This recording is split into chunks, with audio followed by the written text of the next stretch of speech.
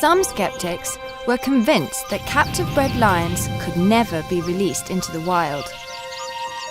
Would the lions be able to fend for themselves? Would their social structures remain intact?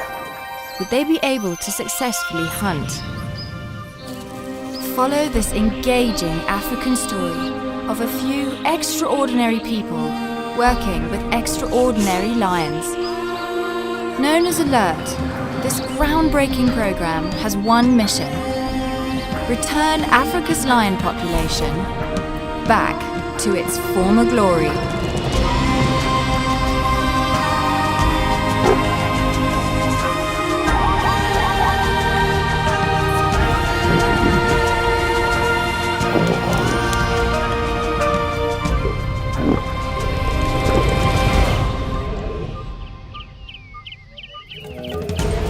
Coming up in this gripping episode, we get a first-time peek at the adorable additions in the denning enclosure.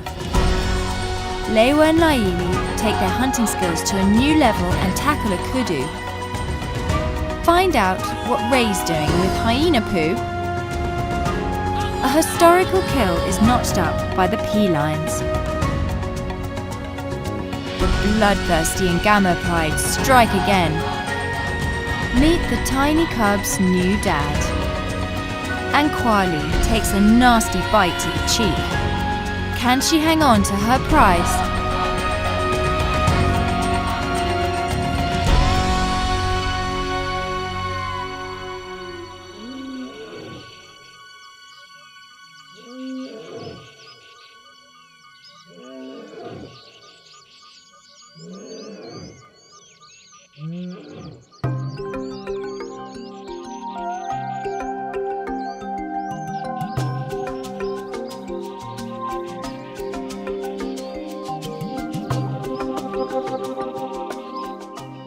It's July at Antelope Park, and the research team have something to celebrate in the Ngamo site. Today's kind of a pivotal moment for the Pride. 81's turned, Wakanaka's turned 18 months old. To many it may not seem like a significant age, but in terms of your study, a lot of your wild pride studies, when looking at cubs, often they'll refer to a cub becoming a sub-adult adult at 18 months. This is almost a cut-off period from when a cub is in danger. Up to about 12 months old, a cub is still at risk from so many environmental stresses. Other lions, hyena, elephant, buffalo, birds of prey, snakes, a vast array of things. And reaching 18 months, they are completely out of that danger zone and stuff. And now she's in that transgression period where she's going to become a fully fledged Pride member, a full lioness. So it's really exciting for us. It just highlights how successful this program is. She's such an important cub and she has no idea. And we're seeing the same, seeing the other cubs in the Pride thriving just as much, and hopefully we'll be celebrating their 18-month-old birthdays as well.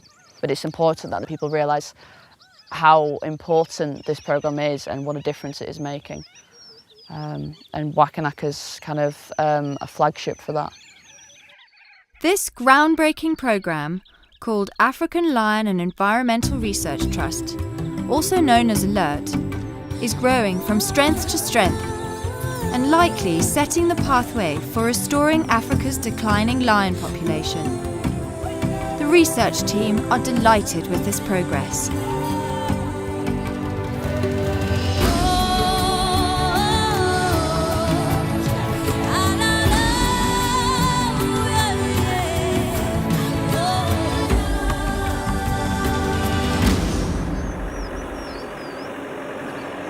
Hot off the press news has the researchers and volunteers buzzing with anticipation.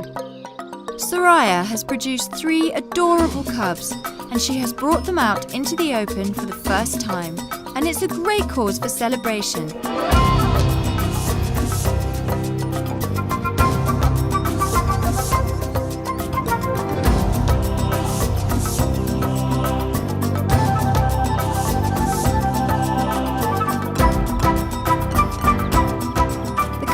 eyes haven't fully opened yet as they clumsily explore the surroundings.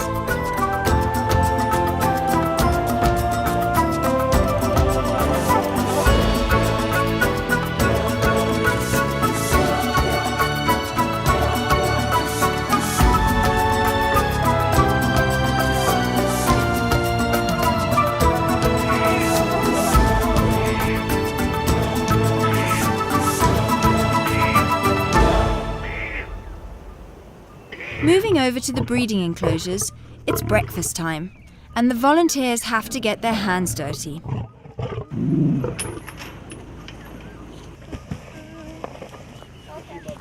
The volunteers have prepared 4 delicious pieces of beef, and the 4 adults are beside themselves in anticipation. Do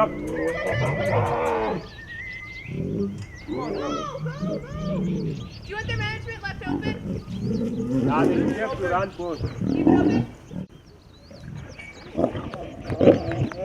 The large male is affectionately known by the volunteers as Shredder, for good reason.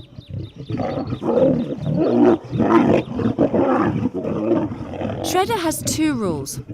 1, he must at all costs have the largest succulent piece of beef.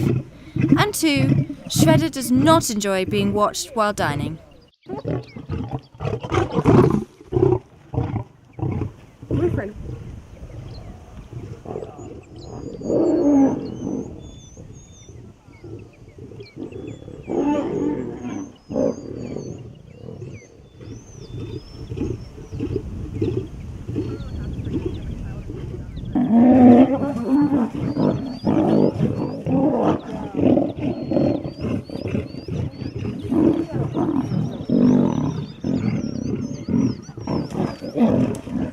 The lionesses have to succumb to his supremacy and, despite fighting back, have to concede and settle for whichever piece Shredder doesn't want.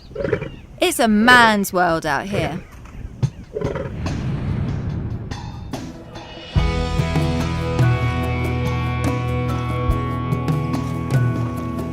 Meanwhile, in the main park, Lewa and Laili are enthusiastic about their morning walk.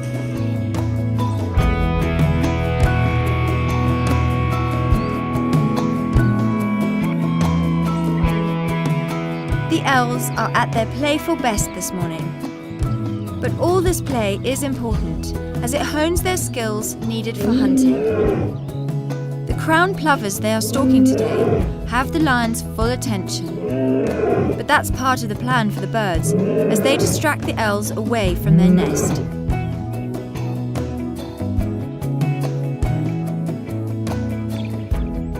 The researchers and volunteers use this opportunity to record the spore measurements. Collating measurements of cubs and adults on a monthly basis helps to contribute to an age and sex guide based on spore size. By taking a few simple measurements, one can then estimate confidently the approximate age and gender of the individual lion. It doesn't take long until something catches Laili's eye. Over to senior lion handler McKay, who relays the story. Yeah, we're just walking towards the dam wall there, and then Laili simple spotted the Kudu. As she went down the dam wall, at first she spotted the male Kudu. She chased it. She was almost about 20 meters to 15 meters away from it, and then the male Kudu was too fast for her. And when she turned around, Lewa was chasing the female one behind her. And then she saw the female Kudu running towards her, and then she had to hide behind the tree. And then as the female Kudu just tried to go past her, she simply jumped on the back of it. Then at first she was kicked away, and then she woke up, chased the female Kudu for the second time, just for about 50 meters down here, and then she caught it very quick. It was almost about 2 minutes. When I arrived there, they were working as a team. Lewa was biting the neck, and then Laili at the back. Lewa went for the neck and suffocated it until it died. This is the elves' first major daytime kill and a wonderful milestone in their life.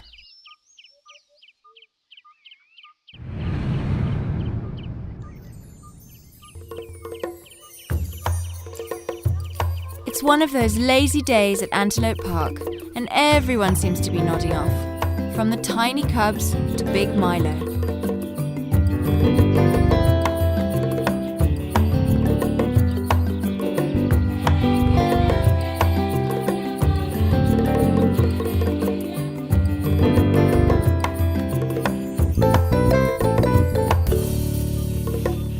However, two of the Ngamo cubs, Anopa and Amadi, have no intention of keeping the peace.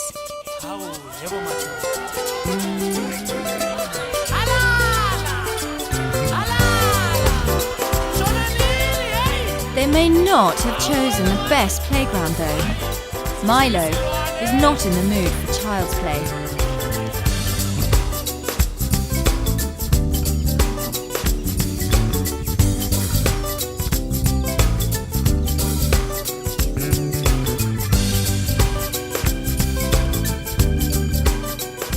Despite multiple warnings from Milo, the cubs just can't resist, and Milo is forced to find another siesta spot.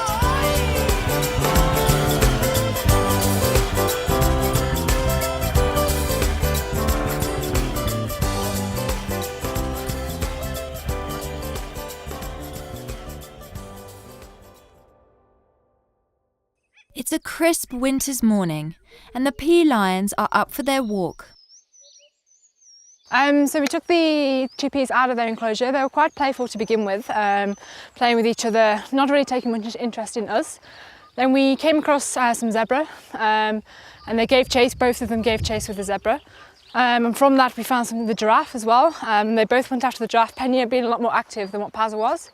So yeah, then once we left the giraffe, we actually spotted a herd of wildebeest. So we walked towards them, and then we lost sight of Pena. She went into thickets.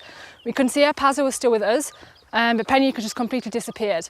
We thought that she was stalking through, but we weren't sure. And then we saw her give chase, and then we lost visual again.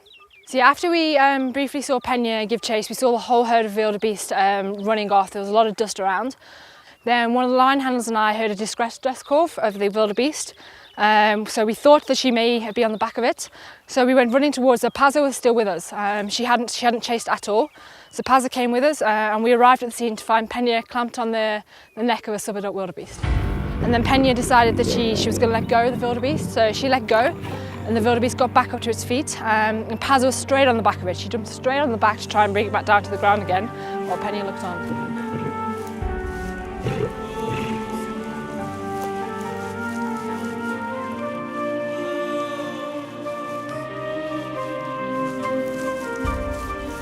Up until now, the peas had only killed small prey, such as water monitors and hares, so this is a huge upgrade in the food chain.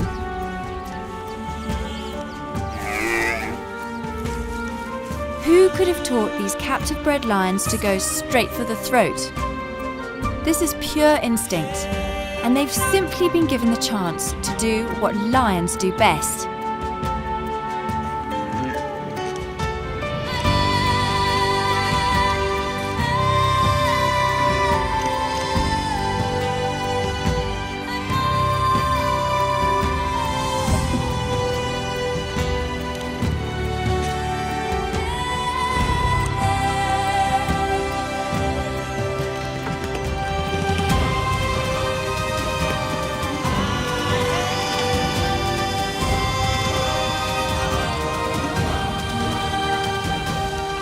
It's a momentous occasion and cause for celebration for the peas.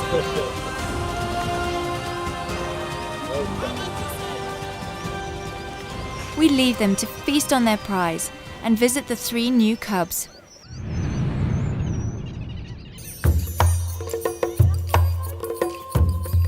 Back at Soraya's den, the little cubs are looking healthy and enjoying each other's company.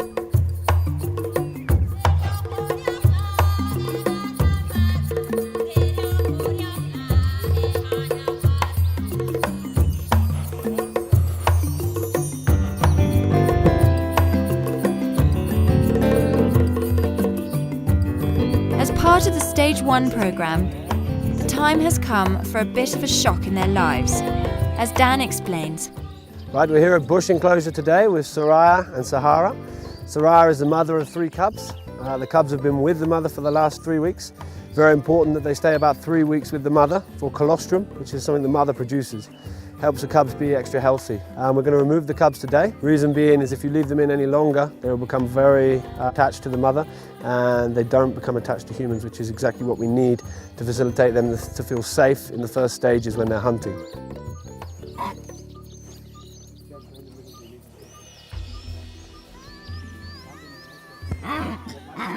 Despite being only 3 weeks old, these little snappers still show their pedigree as being top predators, with a little attitude to boot.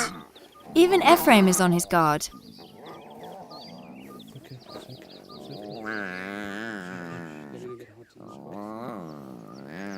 Ephraim handles the cubs as their mother would. He carries them by the scruff of their neck. This doesn't cause the cubs any pain, and hopefully doesn't cause him any either.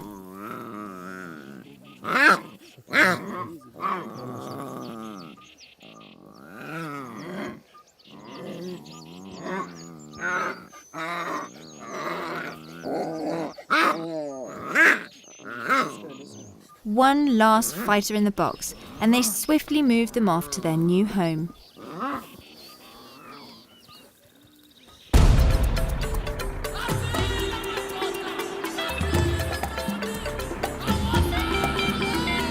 Dan has been elected to be the cubs' new mum, and being potential walking lions, this early bond will ensure safety in the future with humans. Being midwinter, the cubs will spend the first week at Dan's house to keep them warm and well monitored. Because Dan's name begins with D, these cubs will be the D lions. Dan has named the two females Dala and Disa, and the male Dingani. These cubs will be meticulously cleaned and bottle-fed to prevent any disease and infections.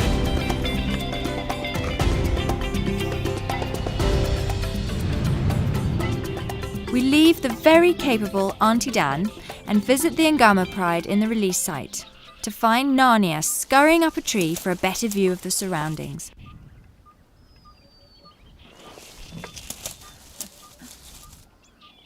Wakanaka attempts to be a copycat and doesn't quite follow through.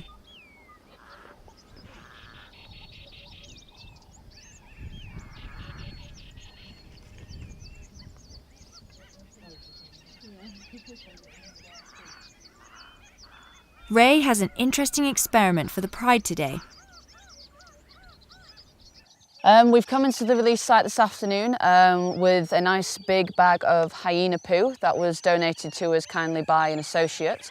The plan is basically to test out how our prides here react. The pride here are in stage 2. They are yet to encounter predators and competitors such as hyena. That will be stage 3. But we just want to see, is there perhaps some sort of instinct, some competitive instinct. We've deposited 3 lots just by the waterhole here. The lions have just fed on a zebra, so now they're going to be lazing around here for the afternoon. We've had Nala already come up and had a few sniffs of a couple of the piles. She's grimaced as expected, and then she's moved off, not showing a vast amount of interest. What I'm really looking out for is the cubs. Obviously they're going to be the most curious of the pride.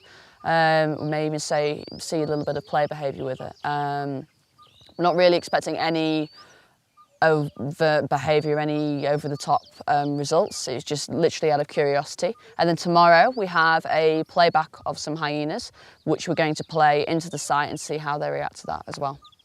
Having never experienced other predators, this research is important in order to observe if the lion's natural instinct is to defend their territory and themselves. In fact, yeah, just make a note, Nala's just done a territorial scrape in between 2 of the piles. By having some interest in the hyena poo, the lion are showing their intuition and curiosity. But with no threat to be seen or heard, the pride relax and continue with their play.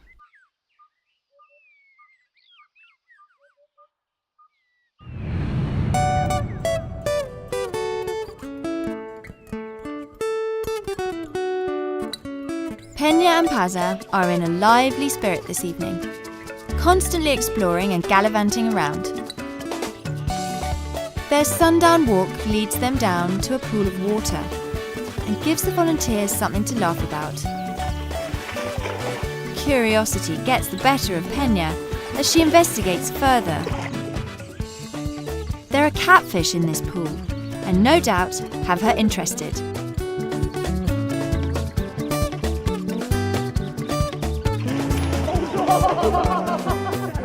Penya, although slightly embarrassed by her mishap, is still intrigued by the catfish in the water.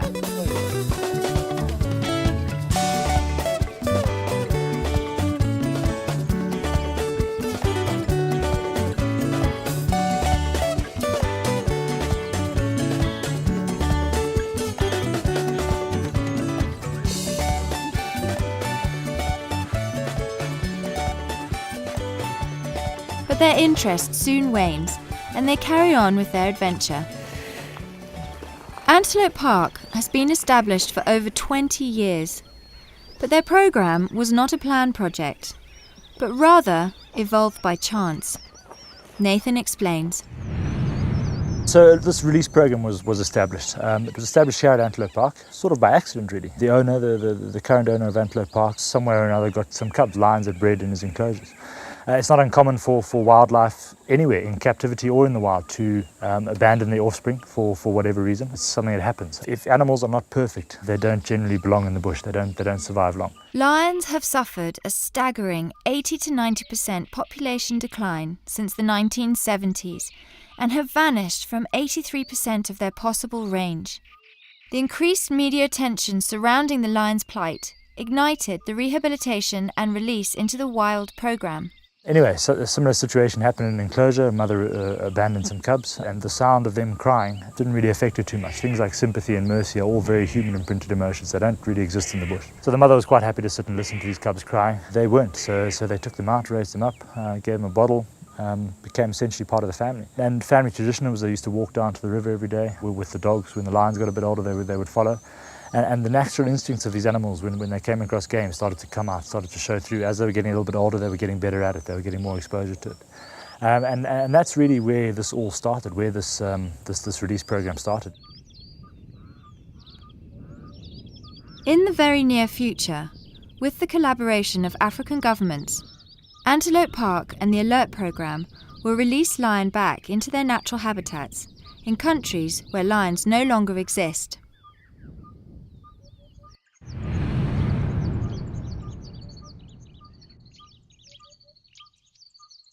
Over to Ray, who has a Part B to the hyena poo experiment. In order for the lions to associate the poo with the appropriate sound, Ray has arranged a hyena call recording to play from 3 kilometres away. The reaction is immediate.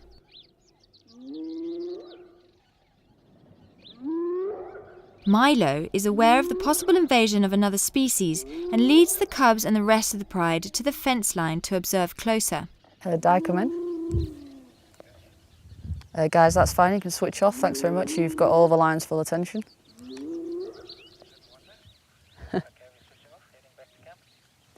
Thanks very much, guys. Wow. Was that lion call or hyena call? Hyena, and I'm assuming they've never heard it in their lives, and they are all absolutely fascinated. Oh.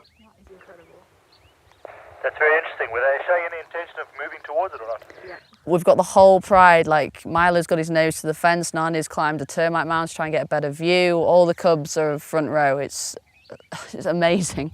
Oh my God, I did not expect that in the slightest. Wow. That is absolutely amazing.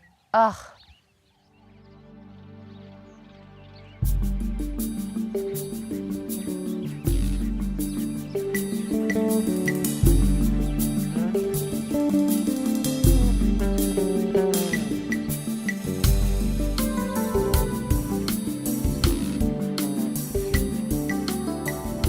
As the pride wait patiently at the fence for any more hyena calls, the cubs take on the termite mound to pass the time and amuse themselves well into the evening.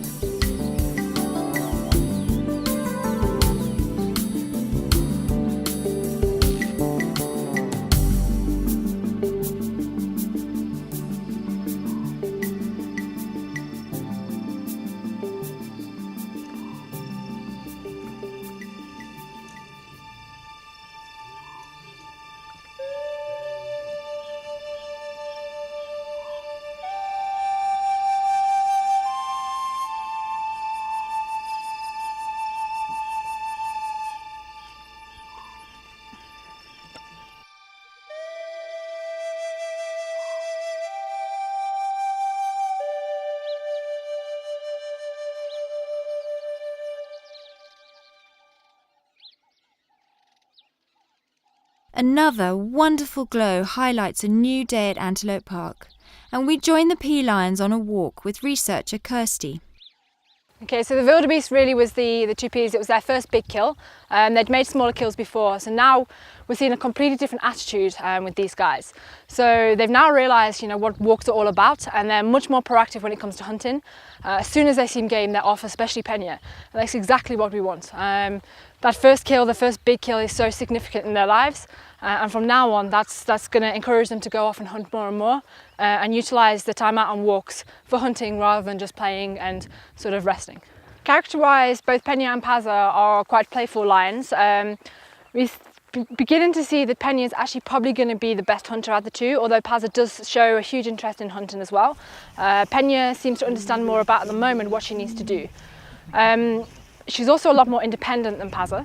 She's got no real interest in sitting with people. She likes to go off by herself. Paza's a lot more social and quite happy to greet people and be part of that. But at the same time, like I said, she enjoys to hunt as well. She's good at hunting. So it's a nice balance between the two we've got here. We've got quite a social lion, but then also a good hunter as well. So when it comes to putting them into a pride together, we've got different roles covered with these two lions. Moving over to the L lions, they too are developing a lust for hunting and continue pursuing the zebra.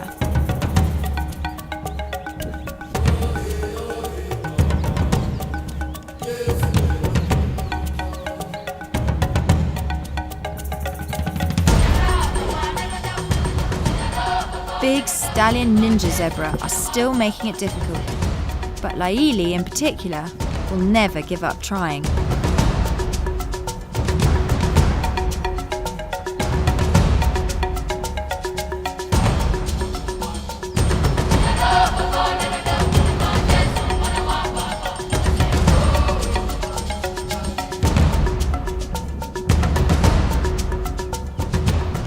It's just a matter of time before the zebra make a mistake and create opportunities for the lions to target the zebra foals.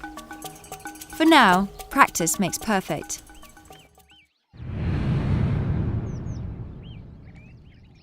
However, the Ngamo Pride in the release site are already a thriving strike force and currently have their sights set on zebra.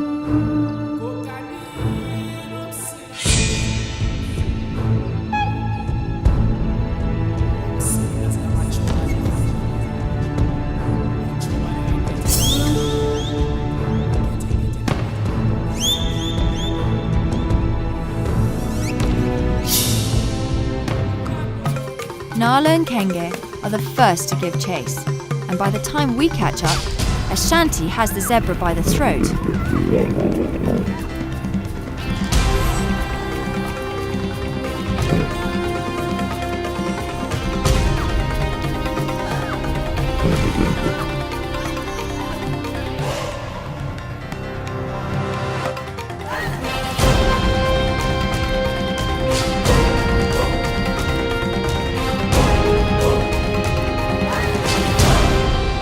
Meanwhile, 1 kilometre away, the rest of the pride are resting by the waterhole, unaware of their sister's success.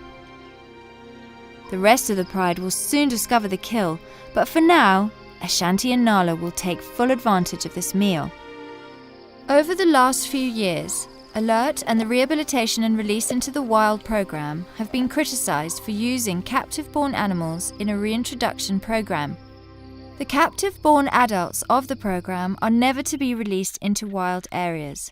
Only those wild-born cubs, such as the Ngamo cubs, raised with no human interaction and a natural fear of people, are to be released. Probably the most frustrating things that I find with the programme is from the people that criticise us from overseas countries. They're negative about the programme. They don't believe it can work because of whatever previous stigmas. And we always invite people to come. We're open to debate, we're open to discussion, this, that and the other. You cannot criticise something if you just looked at it on your computer screen from 6,000 miles away. More and more people are seeing what we're doing and understanding the necessity for it. Our critic base and our adversities is coming down at a really nice rate. People are starting to eat a lot of humble pie. And our support base is going up. So it's creating that awareness as well as correcting as such the criticism. Our biggest criticism before this release out was that our captive bred lions could not hunt. They say that captive bred lions cannot survive in the wild. And I understand where people come from, but they need to see what we're doing. And those who have come and seen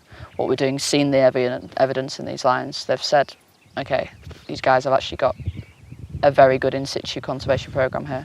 I mean, they've taken plus 200 zebra, plus 200 wildebeest, I don't know how many impala, in a matter of 2 years. It's not, the fact they can hunt it's proven. They prove it every day. This can work and does work and will work.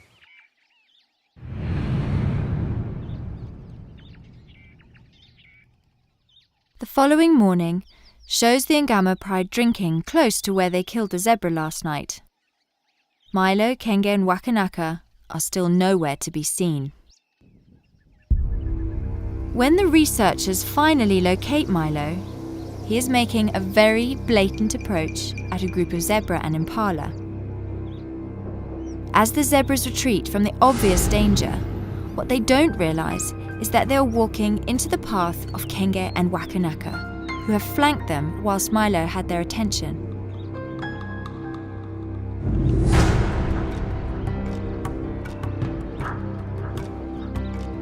The chase is on, and even Milo is showing intent. It's difficult keeping up with these chasers with the vehicle, but as we draw close, Kenge has already silenced the zebra, and Milo uses his weight to keep the zebra down. Kenge allows Milo to the lion's share and rests a while. As the sun rises, Milo drags the zebra to good cover for shade. In the meantime, Ashanti is also relocating some of last night's scraps. But amazingly, Narnia has also killed a zebra and drags her prize into cover too. 3 zebra kills in the space of 24 hours is astonishing, but lions will use every opportunity that comes along. While the Ngamo cubs feast on a fresh kill, the Ds are feeding on milk and adapting to their new home. They are closely monitored by Dan and the volunteers, and the bonding process is going well.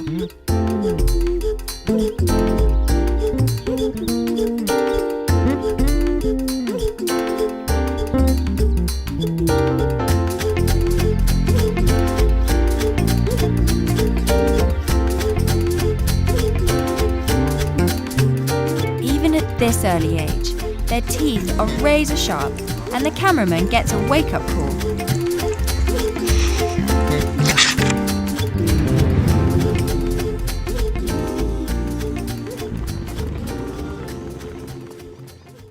The Peas have begun their early morning walk with great enthusiasm.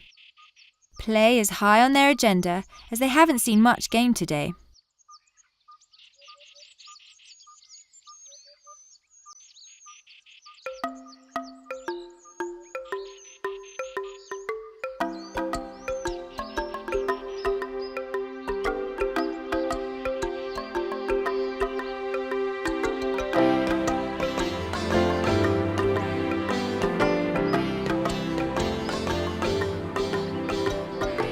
It's been 4 days since they've eaten, and the volunteers are on standby to help them out. We are currently cutting up cow, and then make sure there's the right vitamins in there as well, and using it to feed the 4 younger cubs, and then also the big breeding lions out here in the breeding center. I didn't really eat beef before I came to this event, but now that I'm seeing this, I think I'm gonna go vegetarian now, and I also don't really have a strong stomach, so I'm kind of having to stay back a little bit. And as you can see, I've been wearing this the whole time.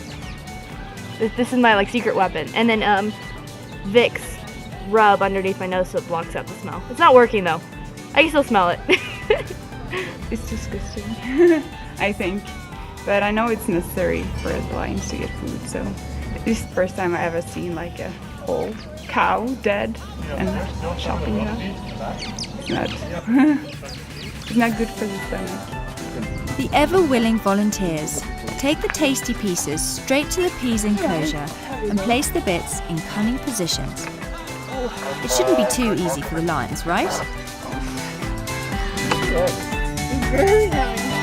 Or maybe I'm just weak.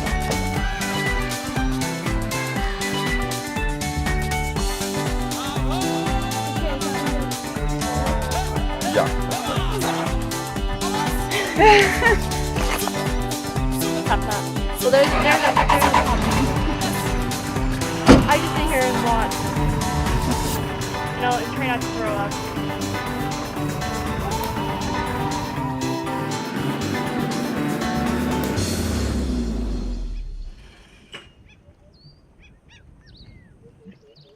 On cue, Pena is up the tree in a flash, while Pazza takes a little time to spot her piece.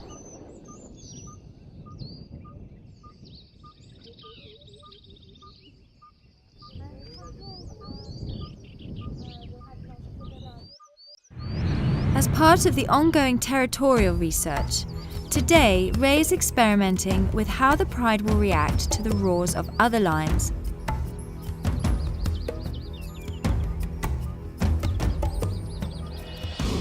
Can you guys hear it? Gary, please come in. Confirm it's playing on full.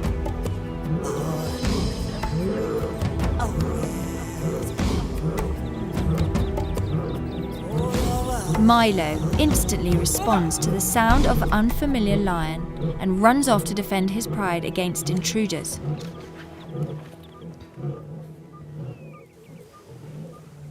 And he's off. Good lad. The rest of the pride follow with interest, and Ray is delighted with this reaction.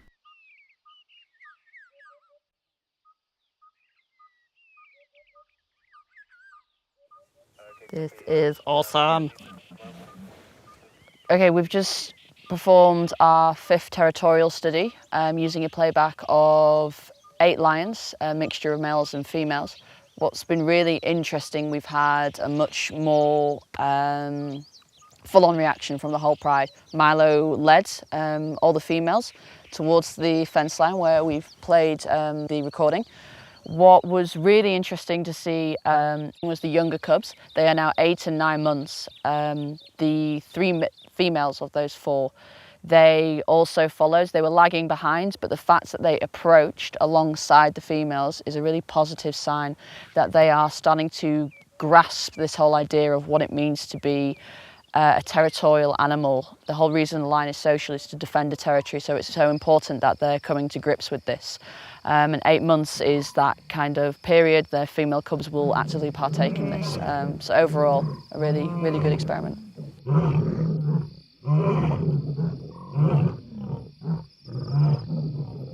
This evening, Milo makes everyone know that he controls this territory. The D cubs are now 4 weeks old, and we catch up to the ever-capable mother, Auntie Dan. The cubs have been out for 4 days now. They're doing very well. They're very fat and healthy and vocal. They're drinking lots of milk every 4 hours. They've all each got their own different characteristics. The smaller female is quite skittish, quite scared. And the bigger female is very cheeky. She's going to be a handful. The male is a typical male. He likes to sleep a lot and eat far too much. And the male actually was the runt of the litter. So it's good to see that he's eating lots. You see this cub here is the male. This is Dingani. I chose Dingani, it's Zulu King. It's a very nice name, very strong masculine name. As you can see, they're very happy and healthy. And they're in their new den, which we have built today. Yvonne, come in. Do you have Milo with you? The researchers are on their daily rounds in the Ngamo site when they notice the cats on the prowl. Kwali has caught sight of a resting zebra and stays low.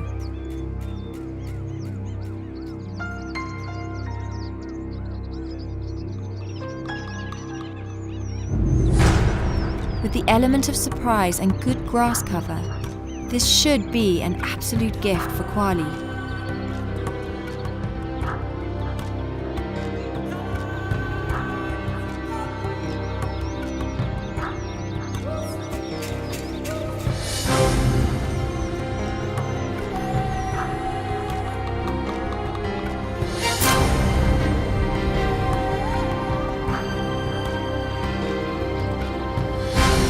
This must rank as one of the easiest takedowns for Kwali, and all she has to do is keep the zebra from kicking her.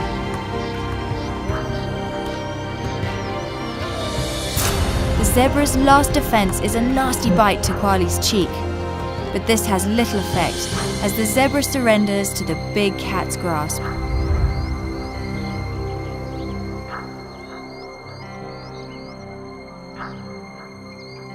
Kenge and two of the cubs have heard the commotion and come in for the feast. Kenge instinctively goes for the throat to put the zebra out of its misery quickly.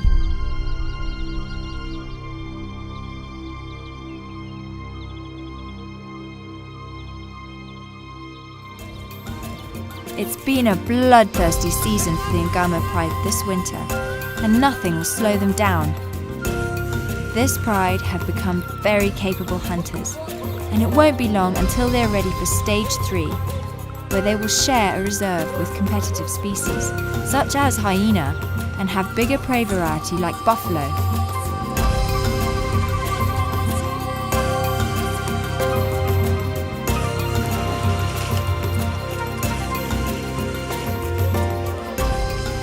Things are looking positive for the Alert programme, and with this documented success, many past critics are seeing the merit of this vision for Africa.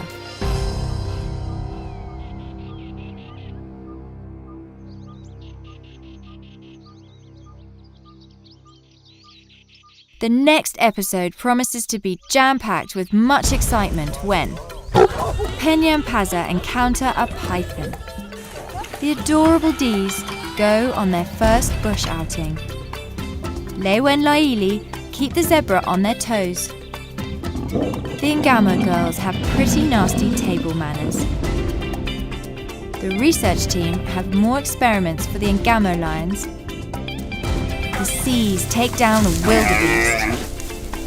Antelope Park welcome VIP guests from Burundi. Penya and Paza don't give up on zebra. And Milo and Kenge make another striking hit.